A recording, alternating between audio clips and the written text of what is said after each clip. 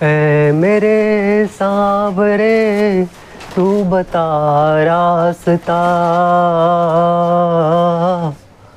हार कर आया हूँ अब तो दे आसरा, हार कर आया हूँ अब तो दे आसरा। ऐ मेरे सांवरे तू बता रास्ता, हाँ हार कर आया हूँ अब तो दे आसरा। देखो, वार जो होता है सूर्योदय से सूर्योदय माना जाता है, अर्थात 24 घंटे का एक वार माना जाता है। जबकि तिथि जो होती है उसमें अंतर होता है। तिथि कभी भी शुरू हो सकती है, सुबह भी शुरू हो सकती है, दोपहर को भी और सांझ को भी। तो तिथि का कोई वक्त नहीं होता शुरू होने का, कभी भी शुरू हो सकती है, कभी भी समाप्त हो सकती है। अब जानते हैं तिथि का क्षय होना क्या होता है। हमारे यहाँ माना जाता है ना कि तिथि क्षय हो गई अर्थात टूट गई। कैसे? जब कोई तिथि सूर्योदय ना देखे। सूर्योदय ना देखे का क्या मतलब होता है? एक कोई तिथि होती है जिसमें अलग अलग तिथियां शामिल हो जाती है, जैसे दशम में 11 भी साथ आ गई, थोड़ी सी नवम भी हो गई। तो इस प्रकार से एक तिथि में अलग अलग तिथियां शामिल हो जाती है। एक तिथि यानी 12 अंश तक। कल मैंने वीडियो में बताया था, किसी ने वीडियो नहीं देखा तो देख लीजिएगा कि एक तिथि का जो मान होता है वो 12 अंश होता है। अर्थात चंद्रमा के चलते चलते अगर सूर्योदय ना हो तो तिथि क्षय मानी जाती है। कल के वीडियो में मैंने बताया था एक तिथि 12 अंश की मानी जाती है। तो एक तिथि यानी 12 अंश तक चंद्रमा चलते चलते अगर सूर्योदय ना हो तो तिथि क्षय मानी जाती है। कैसे? इसको एक उदाहरण से समझो। कभी कभी ऐसा हो जाता है कि एक दिन में 3 तिथियां आ जाती है, तो उसमें बीच की जो तिथि होती है वह टूटी हुई या क्षय मानी जाती है, जिसमें सूर्योदय नहीं होता, सूर्योदय दिखाई नहीं देता। मतलब सूर्योदय के बाद से लेकर के सूर्योदय होने तक वह तिथि रहती है, उसको क्षय तिथि मानते हैं। तिथि में वृद्धि होना क्या होता है? यह तिथि सूर्योदय देखती है। 12 अंश यानी एक तिथि 12 अंश चंद्रमा के चलते चलते अगर दो या अधिक सूर्योदय हो जाए तो उसे वृद्धि तिथि माना जाता है। कैसे? इसका उदाहरण समझो। यहाँ पर 2 या अधिक सूर्योदय होते हैं और उसमें सूर्योदय नहीं होते हैं क्षय तिथि में। इसी को कहते हैं तिथि में वृद्धि होना, यानी सूर्योदय बढ़ जाते हैं, इसमें एक से ज़्यादा होते हैं। अब आगे देखते हैं कि तिथियों के स्वामी ग्रह कौन कौन से होते हैं। प्रथमा यानी प्रतिपदा, इसके स्वामी अग्निदेव है। द्वितीया के स्वामी ब्रह्मा जी। तृतीया के स्वामी माँ गौरी। चतुर्थी के गणेश। पंचमी के स्वामी शेषनाग। षष्ठी के स्वामी कार्तिकेय। सप्तमी के स्वामी सूर्यदेव। अष्टमी के स्वामी शिव।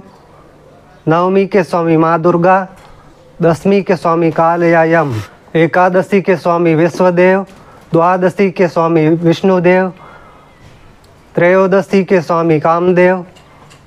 चतुर्दशी के स्वामी भगवान शिव। पूर्णिमा के स्वामी चंद्रदेव और अमावस्या के स्वामी पितरदेव। तो इस तरह से ये तिथियों के स्वामी ग्रह हैं, इनको आप याद कर लीजिएगा। अब तिथियों के मान को जान लेते हैं।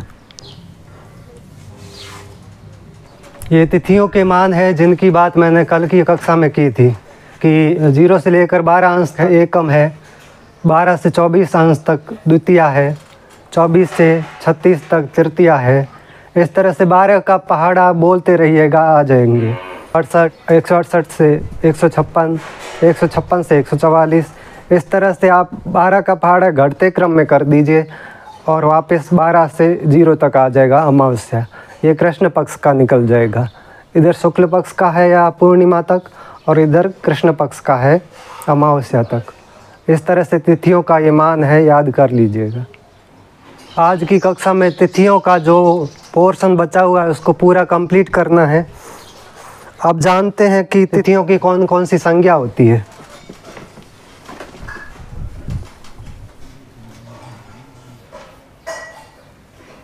तिथियों की संज्ञाओं को याद करने की ट्रिक। तिथियों की संज्ञाएं कैसे याद करते हैं, देखो मैंने एक ट्रिक लिखी है यहाँ पर, नंद भजरी पूर्णा। क्या लिखी है? नंद भजरी पूर्णा।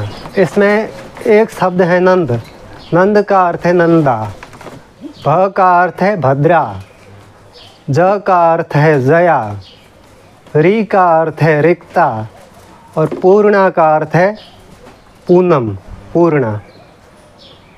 पूर्णा का अर्थ है पूर्णा यानी पूनम। ये इसकी संज्ञाएं हैं, इनके नाम दिए हुए हैं। इसको याद कैसे करोगे? पहले तो गिनती लिख लो, ऐसे 15 तक गिनती आती है, इस तरीके से गिनती लिखनी है। पहले तो आपको नाम क्रम से याद करना है। इसको क्रम से याद हो जाएगा, नंद भजरी पूर्णा, नंदा भद्रा जया रिक्ता पूर्णा, ये क्रम से याद हो जाएगा। फिर एक से गिनती लिखनी है 15 तक।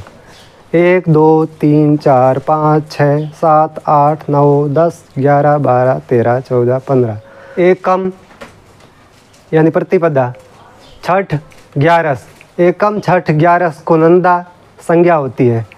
दूज सातम बारस को भद्रा होती है।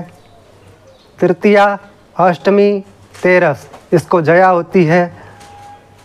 चतुर्थी नवम चौदस इसको रिक्ता होती है। और पंचमी दसवीं और पूनम इसको पूर्णा होती है। ये संज्ञाएं हैं जो आपको नाम दिख रहे हैं, ये तिथियों की संज्ञाएं हैं। अगर आपको कहे कि एकम छठ ग्यारस क्या है तो आप कहोगे कि नंदा है। दूज सातम बारस क्या है तो भद्रा है। तीज आठम तेरस क्या है? जया है। चौथ नवम चौदस क्या है? रिक्ता है। इस तरह से बताओगे आप। तो ये तिथियों की संज्ञाएं हैं, याद करना है, इस ट्रिक से याद कर लेना, कोई दिक्कत परेशानी नहीं आएगी। अब जाते जाते एक अच्छी सी और प्यारी सी बात एक और बताते जाता हूँ।